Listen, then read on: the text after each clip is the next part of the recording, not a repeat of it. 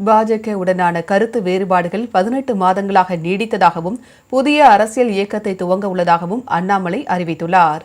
பாஜக முன்னாள் மாநில தலைவர் அண்ணாமலை தனக்கு கட்சியில் போதிய முக்கியத்துவம் தரப்படவில்லை என்கின்ற ஆதங்கத்தில் இருந்து வந்தார். நயினார் நாகேந்திரன் தலைமையில் இணைந்து பணியாற்றுவதில் அவருக்கு ஏற்பட்டு வந்த சிக்கல் டெல்லி தலைமையை சந்திப்பது வரை நீடித்தது. உள்துறை அமைச்சர் அமித்ஷா உள்ளிட்டவர்களை சந்தித்து தனது ஆதங்கத்தை தெரிவித்த அண்ணாமலை கட்சியிலிருந்து விலகும் முடிவை எடுத்துள்ளார்.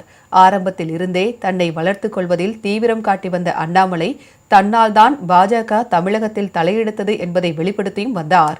IPS அதிகாரியாக இருந்த அண்ணாமலையை அரசியல் தலைவராக மாற்றி அழகு பார்த்த பாஜகவுக்கே இன்று அவர் விபூதி அடித்துள்ளார். கட்சியில் இருந்து விலகும் முடிவையும் புதிய கட்சி துவங்கும் முடிவையும் அவர் அறிவித்துள்ளார்.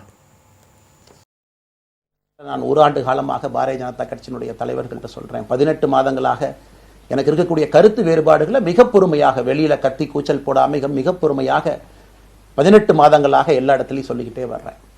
டிசம்பர் 4ஆம் தேதி பாரதிய ஜனதா கட்சிக்கு சொன்னேன், நான் கட்சியிலிருந்து வெளியே செல்ல இருக்கின்றேன். அடுத்து நாம் என்ன செய்ய போறோம்? ஆனந்தமாக அன்போடு தமிழ்நாட்டில் ஒரு அரசியல் இயக்கத்தை நாம் துவங்க இருக்கின்றோம். இது அரசியல் இயக்கமா கட்சி இல்லையா அப்படின்னு நீங்க யாரும் கேட்கவே வேண்டாம். கண்டிப்பாக தமிழகத்தில் அடுத்து நடக்கக்கூடிய தமிழகத்தினுடைய பொது தேர்தலில் நம்முடைய கட்சி போட்டியிடும், அதில் எந்த மாற்று கருத்தும் இல்லை.